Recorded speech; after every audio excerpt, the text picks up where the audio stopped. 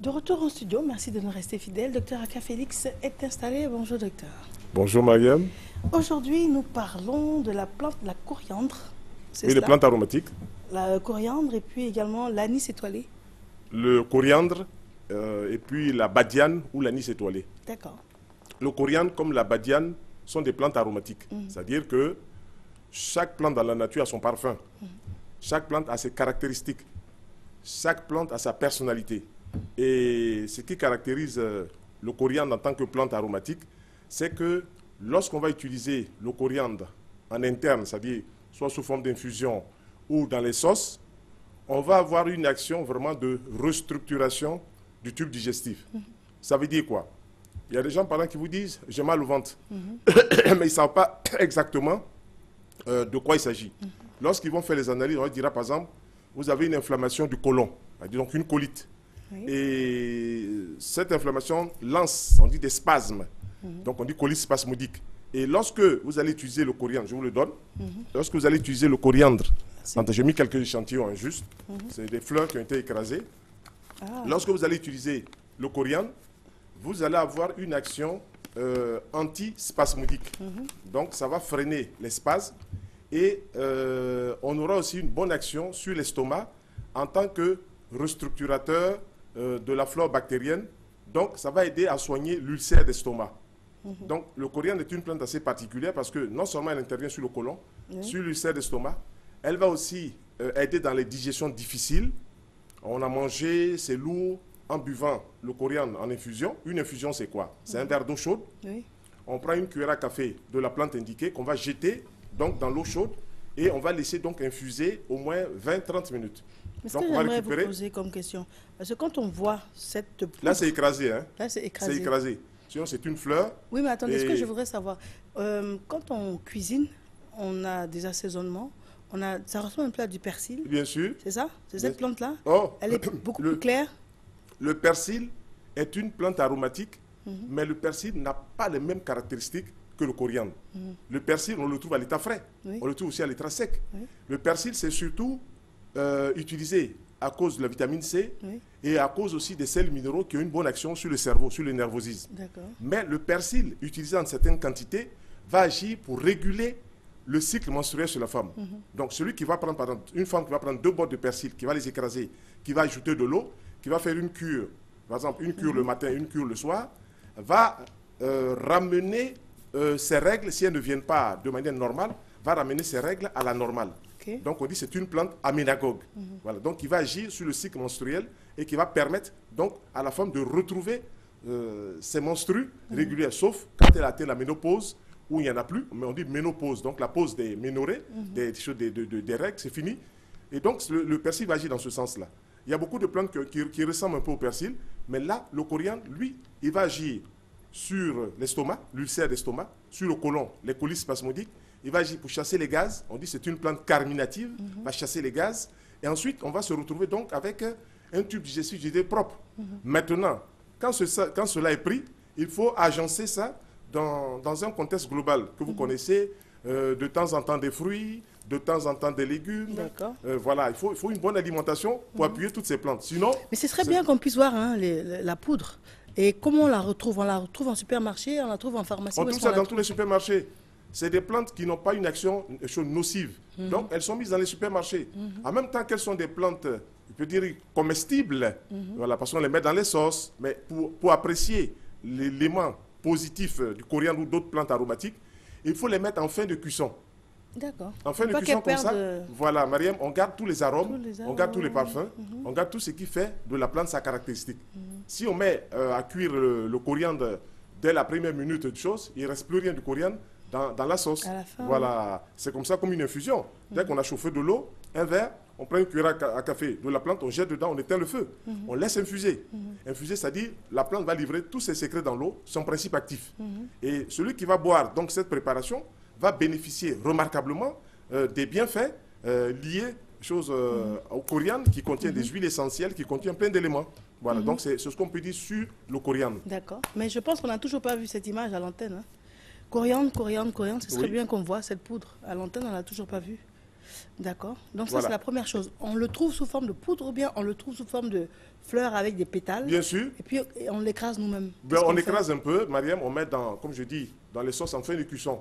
Pour garder vraiment le principe de l'aromathérapie, on mangeait et se soigner en même temps avec les plantes alimentaires, les plantes comestibles, les plantes médicinales qu'on met dans les sauces.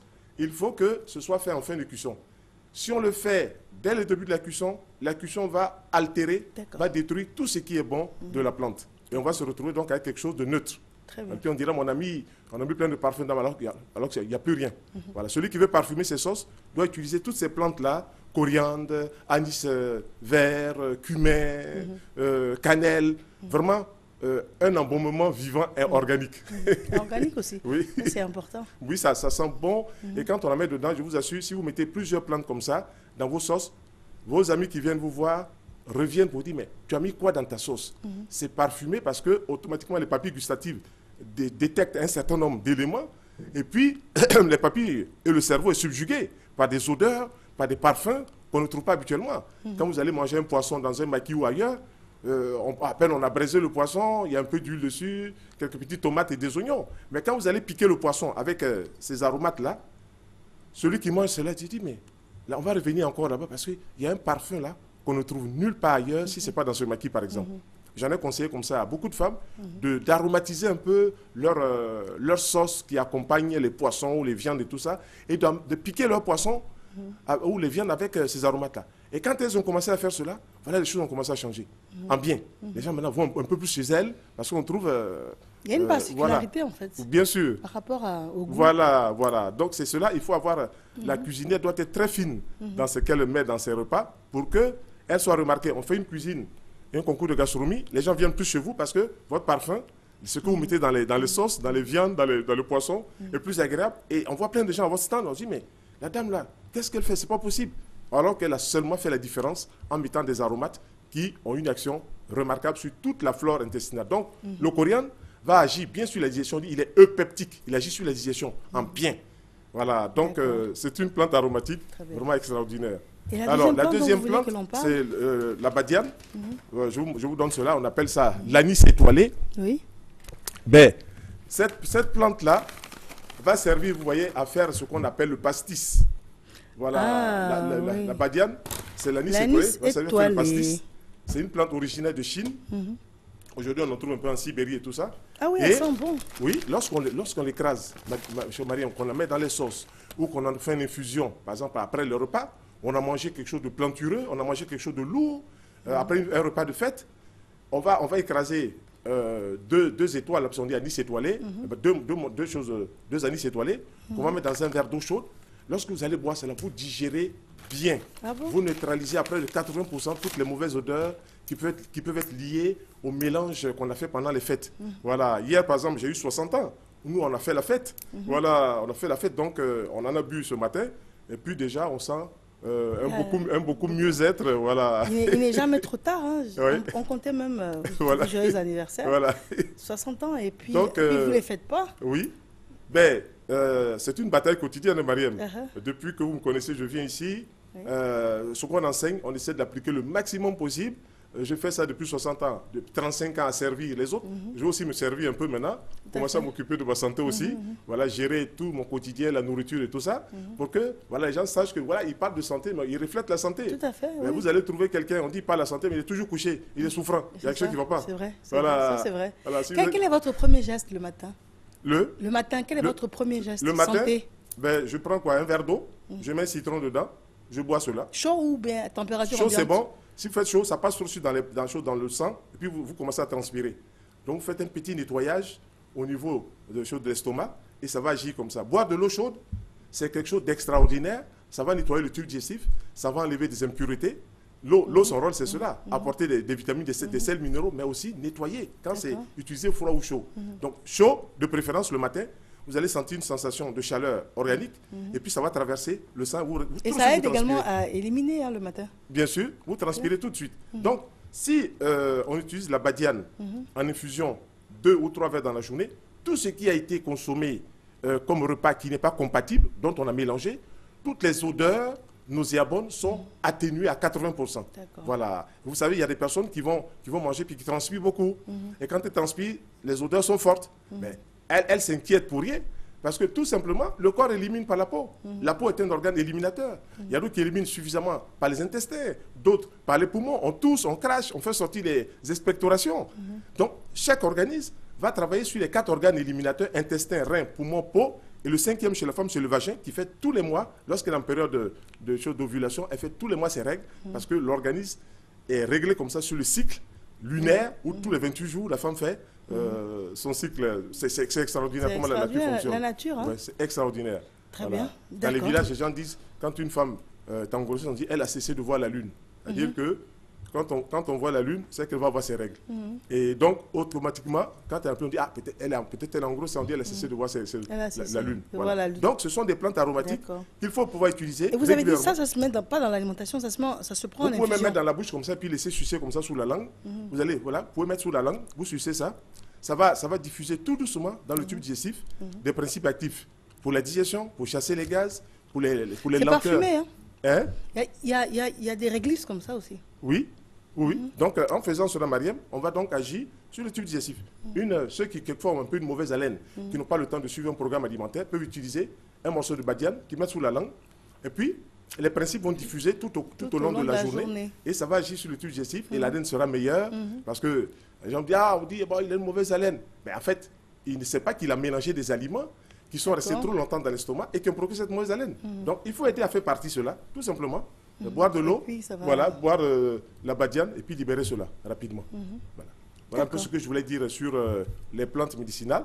Et tout ça doit être, bien entendu, intégré dans un contexte global d'une bonne alimentation, d'une bonne hygiène de vie, comme on l'a dit toujours. Alimentation saine, repos, équilibre émotionnel et puis sérénité mentale. Voilà, tout à fait. Pour pouvoir vivre le plus longtemps possible. Tout à fait. Voilà. En tout cas, merci encore, Dr Aka Félix, pour ces précieux conseils. On vous joint comment? Merci. Je dis encore merci pour le choix qui s'est porté sur moi par la direction à revenir ici pour parler de santé. C'est toujours un plaisir. On abordera différentes plantes que l'on trouve directement dans nos supermarchés, que l'on trouve sur le marché, avec les noms. Comme ça, les gens pourront aller se servir directement et puis se prendre en charge. Se prendre en charge, parce que c'est le grand problème. Quand on n'a pas une éducation, quand on n'a pas une orientation, on navigue à vue. Voilà, tout le monde passe quand on cogne la tête, boum, ça s'appelle diabète, qu'est-ce qu'il faut faire? On va jusqu'à on cogne la tête, boum, qu'est-ce qu'il faut faire? Ça s'appelle hypertension. Donc, on est un peu tous paniqués. Donc, il faut orienter les choses. Nous sommes là en tant qu'éveilleurs de conscience pour dire ça, ce n'est pas bon, ça, c'est bon, et ça aussi, ça peut être bon. Voilà. Donc, mais ce que j'aimerais savoir, dernière question. Docteur Aka Félix, avec toute l'expérience et le recul que vous avez, bien évidemment, vous évitez beaucoup de maladies. Bien sûr. Je veux dire, à 60 ans, les maladies les plus connues, c'est le diabète, l'hypertension, tout ça, vous n'avez pas. Parce que vous avez une alimentation saine depuis plus de 30 ans. Il faut une alimentation saine. C'est ça? Mariam, c'est le moteur de la voiture. Si l'alimentation n'est pas bonne, toute la voiture humaine fonctionne à l'envers. Mais on a plutôt pensé associer à l'âge certaines maladies. Bien sûr. Mais vous, avec votre alimentation, ce n'est pas le cas. Si vous mangez sainement, si vous vous reposez correctement, vous dormez bien, puis vous n'êtes pas jaloux, les mauvaises pensées qui vont vous tuer à petit feu, pensez du bien des autres. Voilà, vous pensez du bien des autres, on pensera aussi du bien de vous, tout simplement. Mais si vous faites cela, puis vous agencez l'alimentation, là on est rentré, moi je suis rentré dans 60 ans. Maintenant la viande en tant que telle, peut-être une fois par semaine, peut-être une fois tous les 15 jours. Du poisson, qui est beaucoup plus sain en tant que protéine, des œufs, des mollusques, des escargots, du soja, beaucoup de fruits. Quand vous faites ça, Mariam, vous êtes dégagé. Puis mangez des huiles de bonne qualité, l'huile d'olive, l'huile de tournesol, l'huile de cartame, l'huile de colza. Voilà des huiles qui ont de bons oméga. Quand vous faites cela, et puis de temps en temps au repas, un bon verre de vin, boum, vous amenez votre corps très haut, vous faites tomber 40, 50%, 60%, toutes causes de maladies confondues. Alors faites tomber cela. Voilà. Si par exemple on aime les œufs, moi j'ai entendu dire que les œufs donnent ce qu'on appelle l'albumine. Oui. C'est vrai? Est-ce qu'il faut manger beaucoup d'œufs? On peut prendre les œufs tous les jours si on aime les œufs? Bien sûr. Il n'y a pas de problème avec le foie, tout ça, non? Non, il faut de manière cyclique, il faut de manière cyclique ou de manière saisonnière, savoir se nettoyer. Si on a fonctionné pendant un mois, qu'on a mangé des choses qui n'étaient pas bien, on doit pouvoir s'arrêter une semaine. On s'est dit, cette semaine-là, je vais manger que des fruits et des légumes. Donc vous faites une cure fruitarienne. Mais ça aussi, je voudrais poser une question là-dessus. Fruits et légumes, à un moment donné, on a faim. Parce qu'on n'a pas mangé de viande. Oui, c'est vrai, c'est vrai. C'est vrai, mais quand on rentre dans la désintoxication, on ne privilégie pas comment on appelle, rien que remplir l'estomac. Hein. On privilégie le nettoyage du tube digestif, on privilégie la restructuration des organes. Et vous allez voir que quand vous commencez à manger suffisamment de fruits, pas des fruits sur les repas cuits, comme je l'ai dit ici, on ne mange pas des desserts comme fruits. Si vous mangez des fruits, que vous les mangez correctement, le corps se réjouit de savoir que vous apportez quelque chose de très utile et très essentiel. J'ai eu comme ça un monsieur qui avait une grosse plaie comme ça sur le pied et qui faisait un diabète, un diabète métabolique. Il mangeait beaucoup et il y avait trop d'aliments qui n'étaient pas compatibles. Quand il a fait sa plaie sur son pied pour son diabète, je lui ai dit, mets-toi aux fruits et aux légumes exclusivement. Il a paniqué. J'ai dit, fais-le, tu vas voir. Ça va te changer complètement de ce qu'on pense de toutes ces choses-là. Il mange les fruits, il mange les légumes, il boit de l'eau. On lui met juste une petite gaz là pour protéger la plaie. Et puis, au bout d'un mois, la plaie est pratiquement fermée. Donc, les gens sont renversés parce que les gens se disent, mais non, c'est le fruit qui donne diabète. Montrez-moi un diabétique qui mange des fruits. Il n'y en a pas. Tous les gens qui vont à l'hôpital, à l'INSP, tout ça, qui mangent, qui sont diabétiques, ne mangent pas des fruits. C'est plutôt les mélanges viande, riz, viande foutou, donc protéines, amidon, protéines, hydrates de carbone, qui ne font pas bon ménage. C'est pour ça qu'on dit, nous, mettez des légumes crus en tête des repas avant ces aliments. Si vous mangez comme ça, vous acidifiez le sang, le pancréas prend un coup, parce qu'il va être obligé de pomper beaucoup de sucre pancréatique, vous ouvrez la porte au diabète. Quand on parle de fruits, j'aime beaucoup, par exemple, la mangue, qui est un fruit très sucré. J'aime les raisins. Est-ce que ce sont des fruits dont vous parlez aussi? On peut les manger, mais pas sur les repas cuits, Mariam. Je le dis et je le dirai chaque fois que je serai sur le plateau. Bonne combinaison alimentaire, les fruits sont des aliments célibataires. On les mange entre eux seuls. C'est-à-dire qu'on peut manger toutes sortes de fruits ensemble, suivant nos besoins. C'est-à-dire je peux faire une montagne de mangue et puis manger tout. C'est pas trop de sucre. Si vous faites une entrée de mangue... Non, une montagne. Je décide de manger que de la mangue. On appelle ça une monodiète. Vous ne mangez qu'un seul fruit, une monodiète. Si vous mangez plusieurs sortes de fruits, vous êtes en phase avec votre organisme qui réclame des vitamines, des sels minéraux de manière kyrielle. D'accord. OK? Mais si vous rentrez dans la démarche où vous mangez des fruits et puis après vous mettez un aliment cuit dessus, dichotomie, opposition. Oui, il y a un antagonisme entre les fruits et les aliments cuits. Dès que vous les mettez ensemble, ça provoque la putréfaction, ça provoque des gaz, ça provoque des mauvaises haleines, ça provoque des perturbations. Manger modifie le comportement. Les gens qui vont manger beaucoup de viande sont des gens qui sont nerveux. Donc, il faut descendre la viande. Il faut remplacer par le poisson. Il faut mettre un peu plus de légumes. C'est vrai que le poisson rend intelligent. Le poisson frais, nous le conseillons. Poisson frais, tous les poissons sont bons. Il y a même des poissons qui aujourd'hui se retrouvent en pharmacie. Le saumon, le merlan, le capelin. Ce sont les huiles de ces poissons des mers froides qui sont utilisées, qui sont mises en gelée pour protéger le cœur. Extraordinaire. Mais comment on a découvert cela? Il a fallu que les Américains aillent au Groenland, découvrent les Esquimaux là-bas qui mangeaient du poisson cru. Ils étaient intrigués parce que dans notre éducation, on mange le poisson cuit. Mais là, les Esquimaux mangeaient du poisson cru. Et puis quand ils ont mangé du poisson cru, ils ont vu que c'était bon. Et tous ceux qui étaient là-bas, quand on a fait l'analyse, 60, 70 ans, ils n'avaient pas de problème cardiovasculaire, pas de problème de cœur, pas de problème de vaisseau. Comment cela est-il possible? On fait l'analyse de l'huile de poisson, on va découvrir deux principes actifs, dont j'en ai parlé ici, Eicosa pentanoïque, Docosa hexaénoïque. Ce sont deux principes qui agissent sur le cœur et sur le cerveau. Si on n'arrive pas à suivre le programme que nous donnons, prenons ça en pharmacie, 2 gélules par jour, ça protège le cœur, tout simplement. Tout simplement. Voilà, c'est extraordinaire. Extraordinaire. Donc, quand vous mangez comme ça, vous allez amener votre organisme à réagir positivement. Alors, si vous prenez les gélules, que vous mangez le plus sainement possible, comme nous le conseillons, Mariam, vous êtes libre. Je vous dis, si ce n'est pas une voiture qui va venir me cogner dans la rue, puis on va me tirer dessus, je suis parti pour 100 ans. Voilà, parce que plus on avance en âge et plus on laisse tomber certains aliments. C'est le principe même de la vie. Mais vous, à 60 ans, qu'est-ce que vous avez laissé tomber comme aliment? Qu'est-ce que vous avez laissé tomber comme aliment? Est-ce que vous buvez des boissons gazeuses, par exemple? À un moment, j'étais un peu, avec toutes les études, j'étais un peu dur. Et puis, j'ai compris qu'il fallait être un peu souple.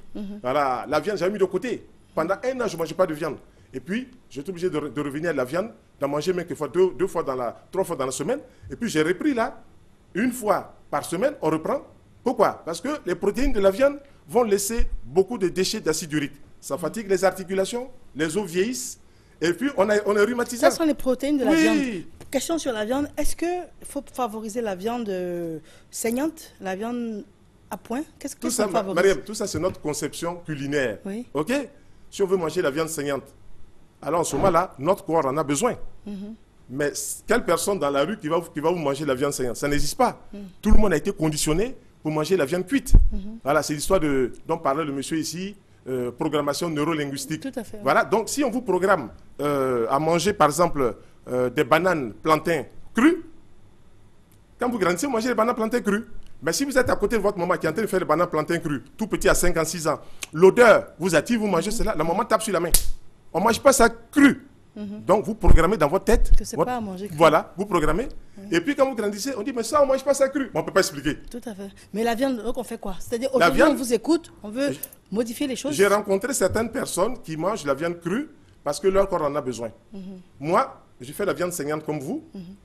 De par ma culture, il faut que je puisse, voilà, il faut que je puisse déprogrammer ce qu'il y a dans ma tête. Mais c'est bon de manger la viande saignante.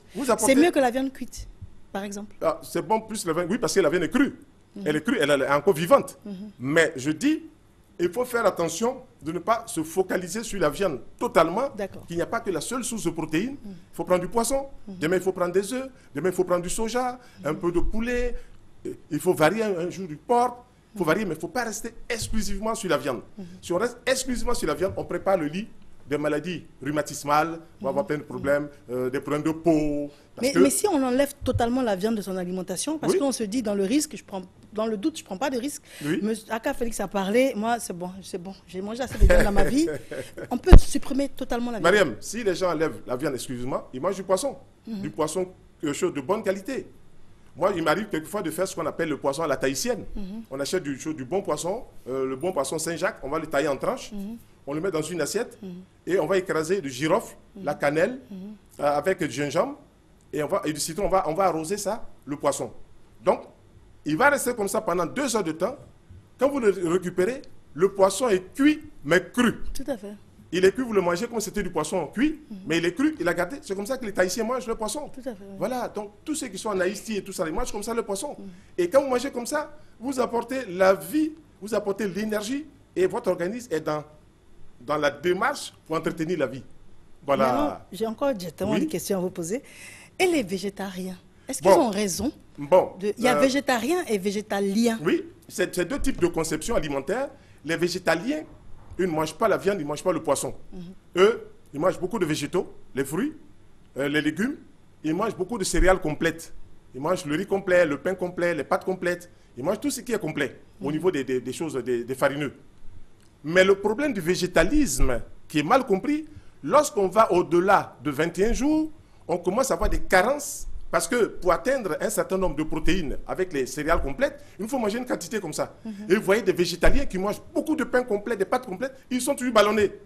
Parce que tout simplement, ils pensent qu'en mangeant plus de protéines comme ça, ils vont avoir leur quantité suffisante de protéines. Nous le disons, cette démarche-là, elle est bonne sur 15 jours, sur 21 jours.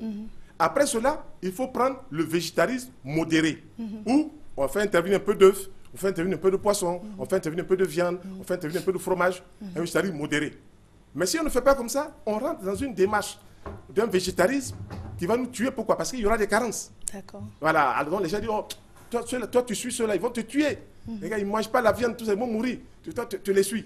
Alors, le monsieur qui mange comme ça, si lui, il est maigrichon, scrofuleux, alors on dit, non, il ne faut pas aller sur celui-là. Si vous mangez comme ça, vous allez être malade comme lui. Mais quand on regarde Dr Aka, qui mange un peu de tout, on ne peut pas dire que ce monsieur-là, il raconte des histoires. Parce que la démarche semble claire, elle semble constante et on retrouve la personne ici qui explique les choses. Celui qui suit ma démarche est obligé d'être en bonne santé. Voilà, c'est ce que je dis parce que j'observe cela. Moi, je peux prendre toute une journée à manger que des fruits et des légumes, il n'y a pas de problème, je fais ma cure. Je peux prendre une semaine faire des fruits et des légumes, il n'y a pas de problème. Mais Mariam, je ne me mets pas dans la tête, je n'ai pas mangé la viande, je n'ai pas mangé mon foutou. Non. On ne raisonne plus comme ça. Tout à fait. La nourriture devient un élément pour nous permettre d'avancer dans bonne santé. Mais si la nourriture est juste un élément pour nous remplir le ventre, il y a un problème. D'accord. Il y a un problème. Vous regardez autour de vous, vous verrez des gens qui sont mal en point. Il y a des gens qui viennent. Moi-même, j'ai grossi bêtement.